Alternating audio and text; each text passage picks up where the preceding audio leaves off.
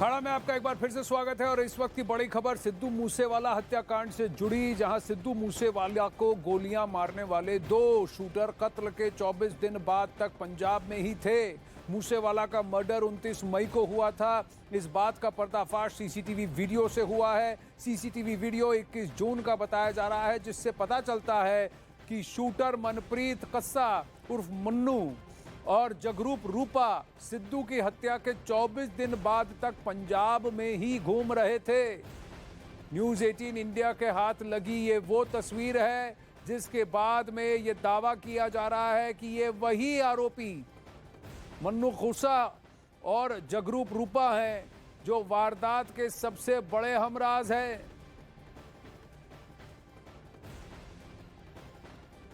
29 मई को हत्या के बाद 24 दिन के बाद ये तस्वीरें उनकी न्यूज़ 18 इंडिया के सामने आई हैं, जो 21 जून की बताई जा रही हैं। दो बाइक सवार जगरूप रूपा और मन्नू खुसा।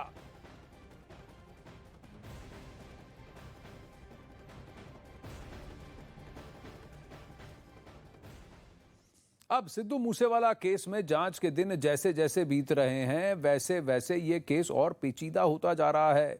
मूसेवाला की हत्या के लिए हथियार कहां से आए थे, हथियारों का सप्लायर कौन था और हथियार इस वक्त कहां छिपा कर रखे गए हैं, इन सारे सवालों का जवाब जब तक पुलिस को नहीं मिल जाता तब तक ये केस सुलझ नहीं सकता।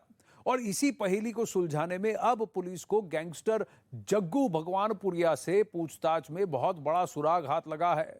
भगवानपुरिया ने बताया है कि वो सालों से लॉरेंस एंड कंपनी के लिए पाकिस्तान से हथियार मंगाता रहा है।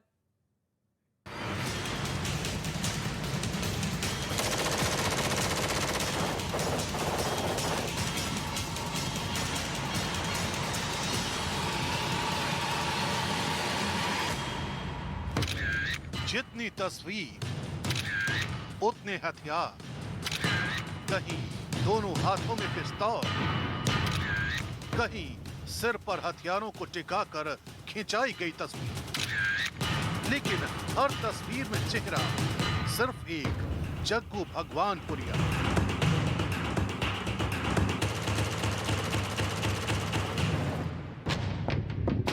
जो जग्गू लॉरेंस बिश्नोई कंपनी का सबसे करीबी माना जाता है, जिसके गुनाहों के रास्ते गैंगस्टर लॉरेंस बिश्नोई से अलग जरूर है, लेकिन हर कदम पर लॉरेंस के साथ उसका कनेक्शन वक्त वक्त पर साबित होता रहा है।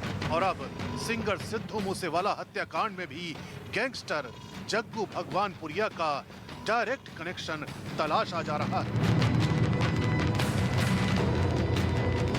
फिलहाल जग्गू भगवानपुरिया पंजाब पुलिस की कस्टडी में है और पुलिस की पूछताछ में उसने कई ऐसी बातें बताई हैं जिसने मूसेवाला मर्डर केस में नया मोड़ ला दिया है।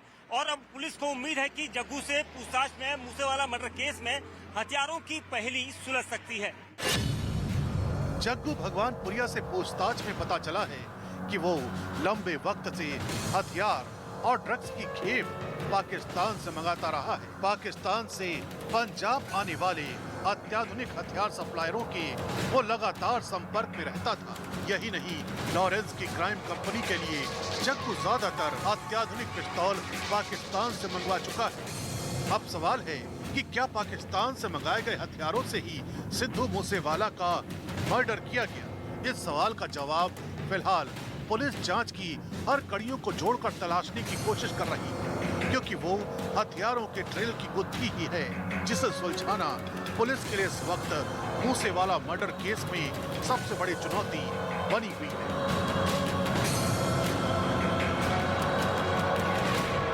इससे पहले दिल्ली पुलिस भी अपनी जांच में इस बात के संकेत दे चुकी है कि मूसेवाला मर्डर केस में जिन हथियारों का इस्तेमाल हुआ उसके तार सीमा पार से जुड़े हो सकते हैं। और अब पंजाब पुलिस भी इसी ओर जांच को आगे बढ़ा रही है। पिछले महीने दिल्ली पुलिस ने मूसेवाला मर्डर केस में गिरफ्तार आरोपियों के पास से जो हथियार बरामद किए थे, उनमें कई हथियार फॉरेन मेड थे और इसी वजह से दिल्ली पुलिस ने हथियारों का कनेक्शन सीमा पार से होने के संकेत दिए थे।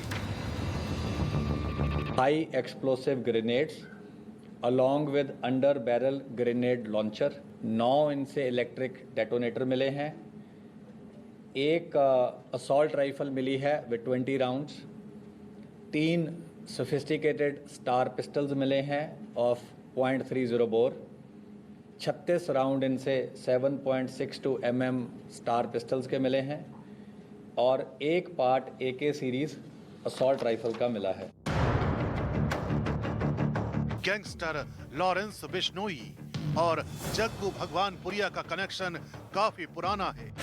साल 2015 में जग्गू भगवानपुरिया की लॉरेंस बिश्नोई से पहले मुलाकात पंजाब की कपूरथला जेल में हुई थी। तब से लेकर अब तक जग्गू अलग अलग जेलों में बंद होने के बावजूद अपने गुर्गों के जरिए लॉरेंस क्राइम कंपनी को हथियार मुहैया करवाता रहा है। इसमें से ज्यादातर हथियार पाकिस्तान से मंगाए गए हैं। इसके अलावा जग्गू लॉरेंस गैंग के लिए उत्तराखंड के रुड़की से भी कई बार हथियारों की खेप मंगवा चुका है। इसके अलावा मध्य प्रदेश और यूपी से लॉरेंस की हथियार डील के राज का भी पर्दाफाश हो चुका है। लेकिन पुलिस को जग्गू भगवानपुरिया की इस क्राइम कुंडली में से उस सच की तलाश है, जो सच सीधे सिद्धू मूसेवाला मर्डर केस से जुड़ा है। क्योंकि मूसेवाला मर्डर केस की तह तक जाने के लिए पुलिस को सच जानना जरूरी है।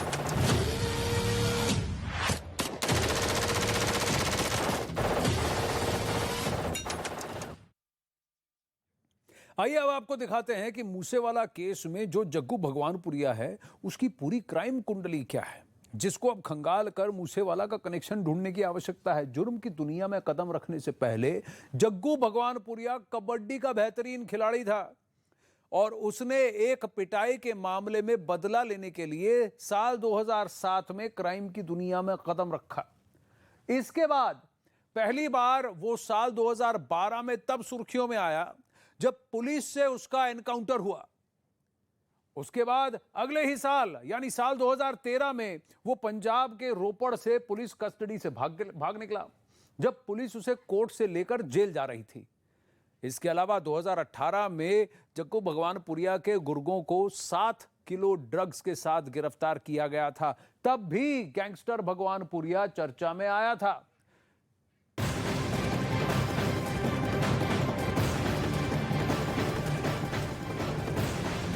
इस वक्त हरियाणा के नूह से बहुत बड़ी खबर आ रही है। डीएसपी सुरेंद्र सिंह की खनन माफिया ने हत्या कर दी है। उन पर बुलडोजर चलाकर उनकी हत्या की है। ट्रक से कुचला गया ये बताया जा रहा है। खनन माफिया पर हमले का आरोप है।